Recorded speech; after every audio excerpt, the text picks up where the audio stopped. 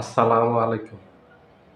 একের পর এক বিএনপি রাজনৈতিক দলগুলোর কৌশলের কাছে যেভাবে হেরে যাচ্ছে, সেইভাবে সরকারের কাছেও হেরে যাচ্ছে। সরকার যেখানে যেই পদক্ষেপ নিয়েছে ভালো, দেশের জন্য মঙ্গলজনক, সেখানেই বিএনপি বাধা দিয়েছে। সরকার অনেকগুলি সংস্কার করতে চেয়েছে, সেখানে বিএনপি বাধা দিয়েছে। অন্য কোনো দল বাধা দেয়নি। সকল দল, জামাতসহ সকল দল এই সংস্কারের পক্ষে ছিল, বিএনপি সকল সংস্কারের বিপক্ষে ছিল। বিএনপি সংস্কারের পক্ষেই ছিল না। ঐক্যমত্য কমিশন যখন গঠন করা হয়, কোন কোন বিষয়ে দেশে সংস্কার করা হবে, বিএনপি সেই কমিশনে যোগদান করতে চায়নি। আপনাদের গত বছরের কথা মনে থাকার কথা। ঐক্যমত্য কমিশন গঠন করার পর যখন বিএনপিকে আমন্ত্রণ জানিয়েছে, তখন বিএনপি বলছে এই কমিশন ওরা মানে না, এই কমিশনে ওরা যোগদান করবে না, এগুলি বিএনপি চায় না। পরবর্তী সময়ে যখন বিএনপি একটা চেষ্টা করেছিল বিভিন্ন দলকে, রাজনৈতিক দলগুলোর সাথে যোগাযোগ করছে ওরাও যেন এই ঐক্যমত্য কমিশনে যোগদান না করে, তখন বিএনপির এই প্রস্তাবে অন্যান্য যে রাজনৈতিক দলগুলো আছে জামাত সহ তারা রাজি হয়নি। তখন অন্যান্য দল যতগুলো দল আছে বিএনপি ছাড়া সবাই অংশগ্রহণ যখন দেখছে যে বিএনপি যখন দেখছে যে সবাই অংশগ্রহণ করবে, তখন বিএনপি বাধ্য হয়ে ঐক্যমত্য কমিশনে সালাউদ্দিন আহমেদকে, এই যে সালাউদ্দিন বলে বা ভারতীয় সালাউদ্দিন বলে, ওই সালাউদ্দিনকে তখন বাধ্য হয়ে পাঠিয়েছে। এই কথাটা এই জন্য বললাম, আজকে দুইটা আইন সরকার উপদেষ্টা পরিষদে পাশ করিয়ে নিয়েছে। এটা হলো, একটা হলো পুলিশ সংস্কার আইন, আরেকটা হলো এনজিও সংস্কার আইন। পুলিশ সংস্কার আইন এটা ব্যক্তির স্বার্থে কিভাবে ব্যবহার করবে। পুলিশের সংস্কার হবে, এটা পুরো জাতি উপকৃত হবে। পুলিশ সংস্কার করলে তো ডক্টর ইউনূসের কোনো লাভ হবে না, ক্ষতি হবে না। যেটা লাভ ক্ষতি হবে পুরো জাতির হবে। এটা নাকি ডক্টর ইউনূস তার ব্যক্তির স্বার্থে, ব্যক্তিগত উদ্দেশ্যে এটা করছেন, এই মির্জা ফখরুল ইসলাম আলমগীর সেটা বলতেছেন। এদেরকে যে মহাসচিব বানায়, কি বুঝে বিএনপি মহাসচিব পদে এখনো রেখেছে, এটা মানুষ গবেষণা করতেছে। বিএনপি এর মতো মহাসচিব, একটা অপদার্থকে মহাসচিব বানানোতে বিএনপির এই পরিণতি ভোগ করতে হচ্ছে। গত 17 বছর যেটা করছে, ভোগ করছে আওয়ামী লীগ সময়, এখনো যেটা ভোগ করতেছে, এটা তার ফসল। এই যে অযোগ্য এবং ব্যর্থ একটা অপদার্থ, এই কথাগুলি তার প্রমাণ। পুলিশ সংস্কার করলে ডক্টর ইউনূস, এখানে ডক্টর ইউনূসের কি স্বার্থ আছে যে উনি ভবিষ্যতে এটার থেকে লাভবান হবেন? আর ওনার তো কোনো রাজনৈতিক দলও নেই, অথবা উপদেষ্টা পরিষদে যারা আছেন তাদের তো কোনো রাজনৈতিক দল নেই। তাহলে উপকৃত হবেন কি ওরা? ওরা এটার থেকে লাভবান কিভাবে হবেন? এই কথা বলছে মির্জা ফখরুল ইসলাম আলমগীর আজকে সংবাদ সম্মেলন করে। সেখানে বলছে যে এই দুইটা আইনের ওরা প্রতিবাদ করতেছে। এটা কেন উপদেষ্টা পরিষদে পাশ করলো, এটা সংসদে পাশ করবে।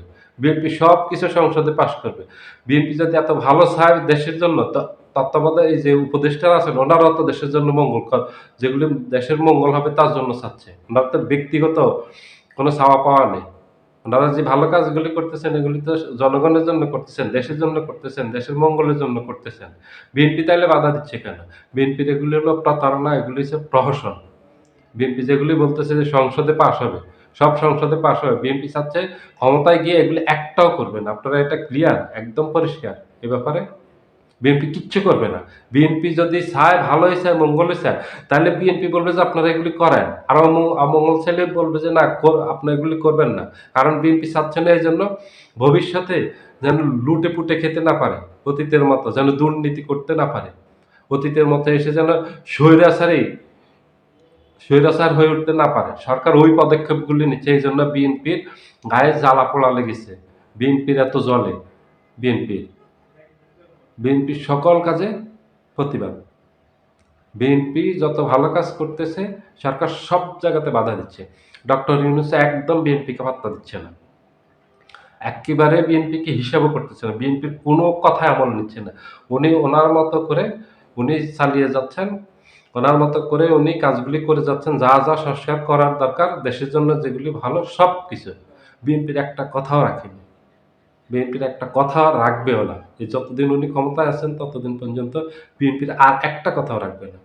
এটা তো বিএনপির জন্য অনেক বড় লজ্জা। এটা তো বিএনপির জন্য অনেক বড় একটা অপমান।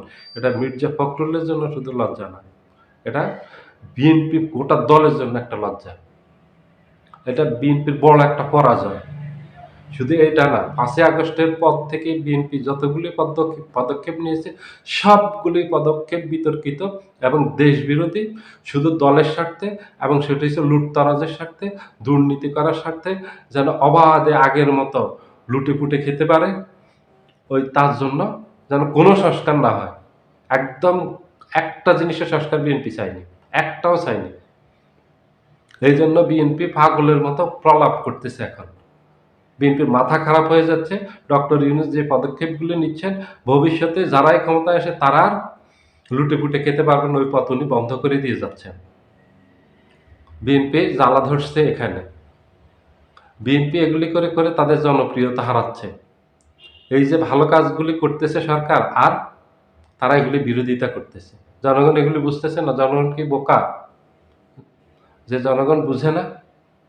বিএনপি যেগুলি চাচ্ছে, বিএনপি কি করতে চাচ্ছে, গত ১৬ মাসে একদম পরিষ্কার হয়ে গেছে। বিএনপি চাচ্ছে স্বৈরাচারী কায়দায় আগামী নির্বাচনে বিজয়ী হয়ে যাবে, সন্ত্রাসের মাধ্যমে বিজয়ী হয়ে যাবে, নির্বাচনের মাধ্যমে না। কারণ নির্বাচনের মাধ্যমে বিএনপি এখন বুঝে গেছে নির্বাচিত হতে পারবে না, ওরা সরকারে যেতে পারবে না।